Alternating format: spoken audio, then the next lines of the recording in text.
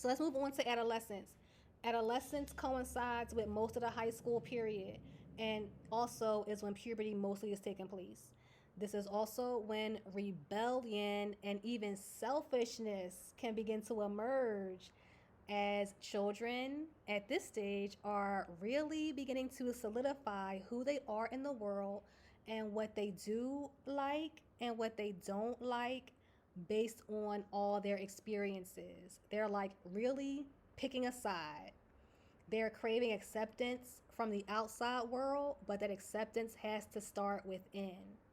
In the energetic body, I ain't talked about this before, but in the energetic body, specifically related to the chakra system, there are a lot of activations taking place, similar to this stage in early childhood, like when we're toddlers, like the toddler phase and the puberty phase have very similar keynotes because it's a major milestone in development in terms of coming into a certain place of cognition and physicality. So this can have a big impact on their motivations, their thoughts and behaviors because their energy system is being recalibrated. All right. So, what are some of the developmental highlights? They are exploring meaning. Okay. This stage, um, they're wanting to know about um, they're wanting to put their foot down about what they do and don't want to do. All right. They're exploring power dynamics and expressing who they are. They aren't quite an adult, but they're closer to being an adult than being a child. So it's awkward, right? Grief can show up again here because they realize that it's time to release the comfort and predictability of childhood and step into something that's way more unknown. Parents are also experiencing grief for the same reason, and the parental journey is going to develop and shift again here, just like it does for the child. Um, we're primarily, let me see, in puberty. Puberty is happening. We're transitioning from the child body to the adult body with the support of natural hormonal activations, like they're naturally timed when certain internal and external conditions are met. Okay, um, so we know that other things can cause it to happen earlier or later, but we're just talking about typically during this period. Um, so here's an example of external environmental things, conditions occurring that could impact your adolescent during the puberty phase. During my adolescent period, one of my cousins, who was also my hairstylist, advised my mother that I should hold off on getting a hair relaxer until after I had started my first period. Why? Because she said the chemicals in the relaxer could impact the natural release of my hormones. My mom was just like, okay, like you went to school for this. I trust you, whatever. Okay. My mother has since transitioned from this realm. She was not here to learn that 20 years after having those conversations with my cousin about the hormones and the relaxers, that we learned so much more about these products and how they are laced with endocrine system. Endocrine system is related to our hormones. It's related to those hormonal disruptors that directly impact the reproductive and the system in the breast. And it's like, oh my goodness, my cousin was on point. And it's like, did she know how on point she was? I don't know. But I think I have an article. If you do command hair in the chat, I think I have an article here. Let me see. Oh, not that. Um, yep. If you click on that article, you'll see it's called How Your Hair Treatment May Impact Your Uterine Fibroids.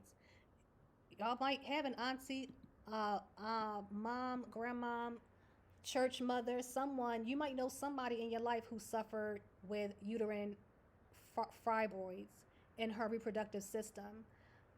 And I bet you she used to get her hair relaxed with motions. Okay?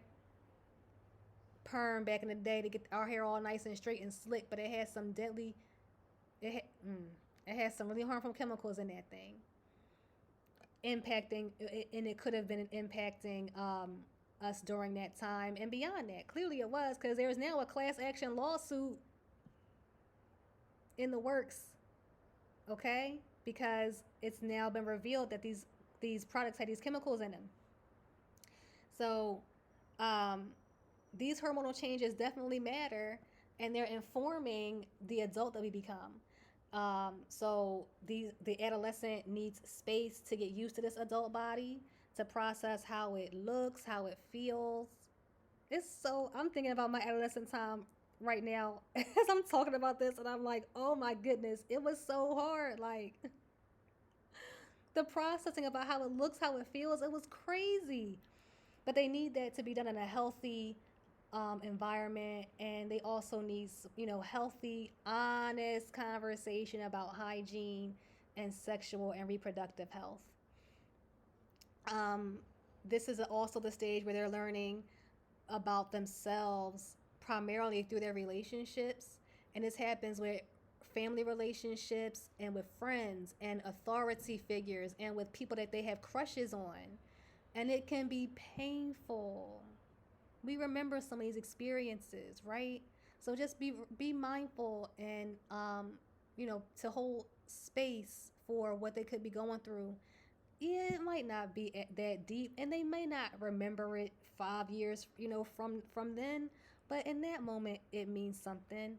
So we just hold space because that's what they're going through at their level. Okay. Energetically, the center that deals with power dynamics uh, in our body is called the solar plexus chakra. If we're talking about the chakras from the base of the spine going on up, it's the third one up. And it's basically right above the navel. So it's like in the gut area. And so during this time, the solar plexus kind of gets out of balance, which is part of the process of them figuring out like how much power it possesses, how much power it's ready to hold, and how it's best expressed. Physical symptoms, this might feel like a nervous gut, anxiety, like vomiting, or it could be expressed by overeating or undereating. Okay, so keep an eye on that. That is also energetically related to how they are navigating expressing their power. Um, so those are just some physical things to look out for when you see that, to know, like, so you can know kind of what that's connected to energetically. What do they need during this time? Of course, they need appropriate boundaries. Don't be afraid to give them appropriate boundaries. It is important. It's not about hurting no one's feelings or being friends or wanting to be liked, okay? This is about helping children grow into a fully expressed adult that is healthy. They need space to learn their body. They need a supportive ear, and they need some power. They need some power, okay? Because that's how they learn. So, how do we support that as their adult? How do we support that? One way to support that is to help them find a summer job. In the summertime, you don't want them to be using up all your electricity and good AC. Help them, if they're at the stage where they can get working papers, help them get a summer job. Or if even if it's not going to be like an official summer job, it could be like an apprenticeship somewhere, or shadowing someone. You might know someone who has a barber shop or a hair salon, or does some, an entrepreneur in some way. They can go and find some work there, or maybe a specialized camp for a skill or a specialized interest that they have, right? But that's, just a way for them to continue to learn about themselves, exercise their independence, be able to move their body and be physical, right? It promotes their socialization and also helps them to build their responsibility as they are developing into young adulthood coming soon. Um, Open communication is important, but we gotta find it, as is respect for them and respect for their privacy. But there needs to be a healthy balance between open communication and a respect for their privacy, especially if that doesn't come naturally. And it's okay if it doesn't come naturally. One of my one of my one of the dear people in my life once told me a story about how one time they asked their mom for a little privacy. Like, I don't know if they were in a bathroom or having a phone call or something they were doing, and they were just like, like, mom, a little privacy or something like that. And their mom responded like, privacy?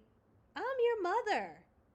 And it's like, haha, funny, but nah, for real, like, respect their privacy.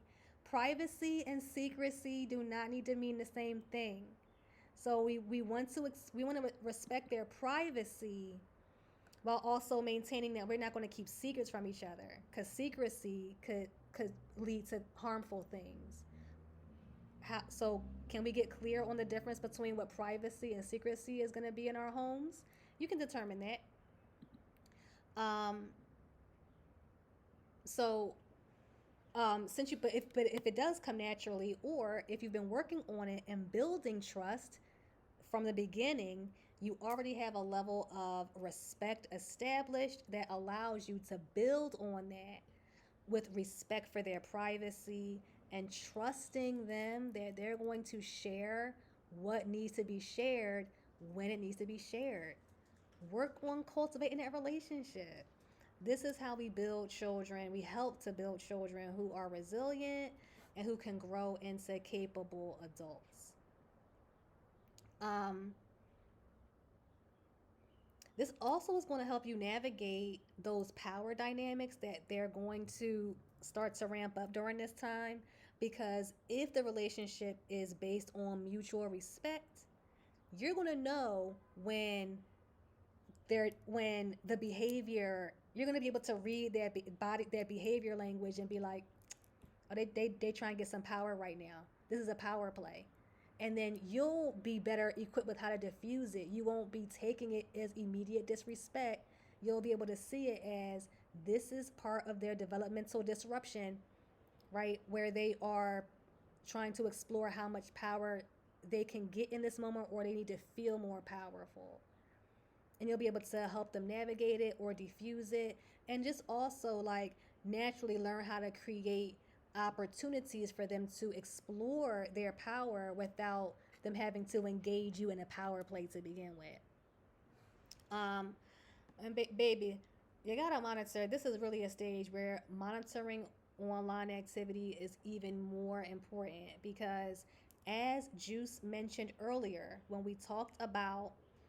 um when we talked about the developmental stages, and we saw that, can I go here quickly? Can we pull this up? Thanks for the lurk, Juice. We saw that the adolescent stage in terms of ages is just a year off, 17 to 18 from the young adult stage, right? So it's very easy in the adolescent stage, because we are closer to adulthood than childhood, to want to start, really getting into adult things and practicing and being, more adult and doing more adult things. Okay. And a great place to do that is the wild wild web.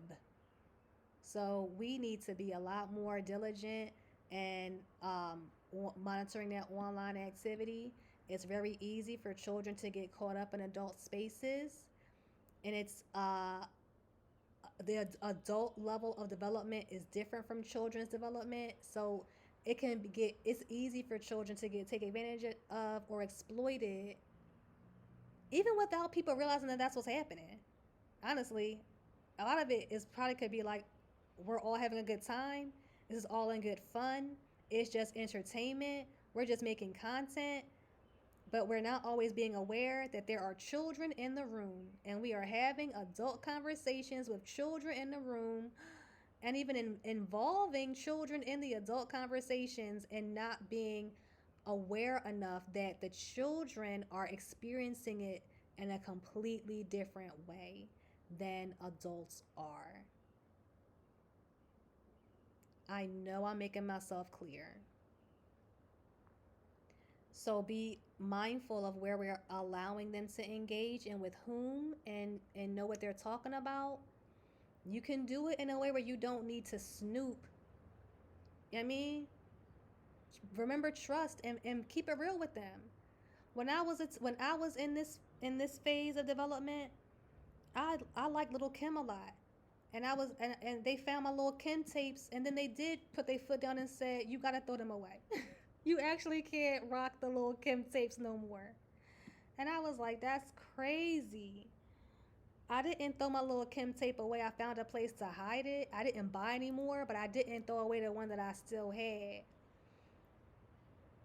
So I was still listening to Lil Kim though, and then they found out because one time I was rapping "Crush on You." You know I love the way you feel us, sip my tequila. And when my older sister heard me sing that, she was just like, "What does it mean?" Oh, but it wasn't even that. Then I took it further, and it was some one of someone in my peer group. It was someone in my peer group. We were in the same age, and I put his name in a little line, and I was just like, let's say his name is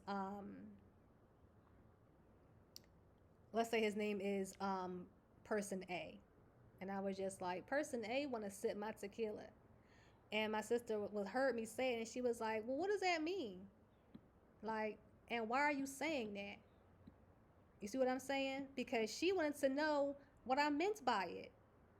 And what is it making me feel like doing? And do I am I what is am I talking about drinks? Am I talking about something else? Like she was getting to the nitty gritty, you know.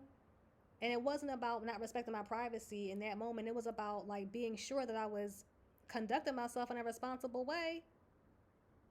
In this equivalent, we were in a three-way call. It was kind of like our version of being online in the chat room back in the day. Similar thing. So just be mindful of that, because we owe it to our children to respect how their development and how they grow up. Okay. Any questions? You know what to do. Put them in the Chizat.